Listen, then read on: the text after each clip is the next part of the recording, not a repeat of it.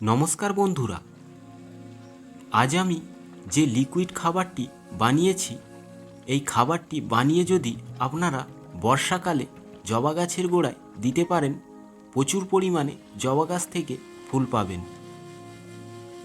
এই লিকুইড খাবারটি কিভাবে বানাতে হয় সে বিষয়ে আজকের এই ভিডিওতে আমি দেখাবো। তার আগে বলে রাখি, যারা এই চ্যানেলে নতুন অবশ্যই চ্যানেলটিকে সাবস্ক্রাইব করে রাখবেন গাছের বিষয়ে নিত্য নতুন ভিডিও পাওয়ার জন্য। নমস্কার বন্ধুরা, আমি নবীন, আপনারা দেখছেন সেফ গার্ডেন। ভিডিওটা ভালো লাগলে অবশ্যই চ্যানেলটিকে সাবস্ক্রাইব করে রাখবেন, পাশে থাকা বেল আইকনটি প্রেস করে দেবেন পরবর্তী ভিডিওর নোটিফিকেশান পাওয়ার জন্য। আরও যদি কিছু জানার থাকে অবশ্যই কমেন্টে লিখে জানাবেন।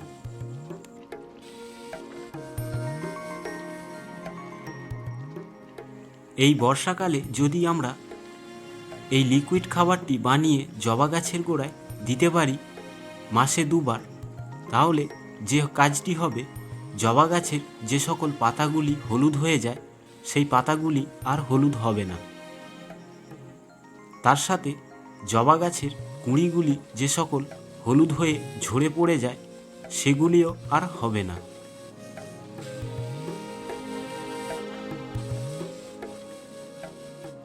জবা গাছের কুঁড়িগুলি যেগুলো আসবে সেগুলি খুবই সতেজ হবে, তার সাথে জবা গাছের পাতাগুলি সবুজ হয়ে থাকবে।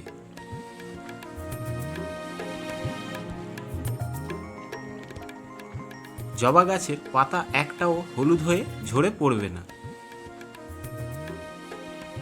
আমি এখানে এই লিকুইড খাবারটি বানানোর জন্য কি কি নিয়েছি সেগুলি দেখাই। যেমন এখানে আমি একটি বালতির মধ্যে 1 লিটার মতো জল নিয়েছি। তার সাথে নিয়েছি কফির গুঁড়ো। এটা আপনারা যে কোনো মুদিখানার দোকানে পেয়ে যাবেন, 2 টাকা পাতাতে এটা পাওয়া যায়। এটা আমি এর মধ্যে 1 চামচ মতো দিয়ে দেব।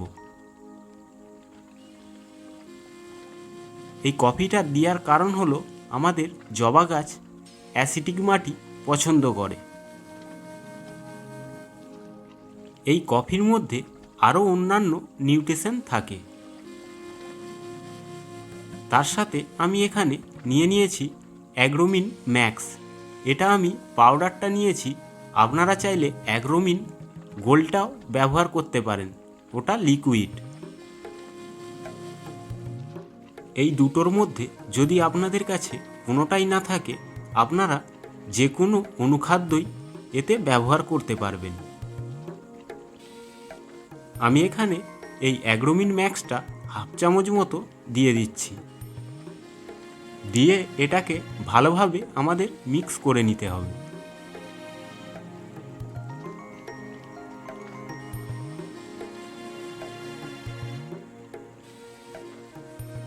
ভালোভাবে মিক্স করা হয়ে গেলে আমরা এটা গাছের গোড়ায় টব হিসেবে আমরা 150 থেকে 200 ml মতো জল গাছের গোড়ায় দিয়ে দেব।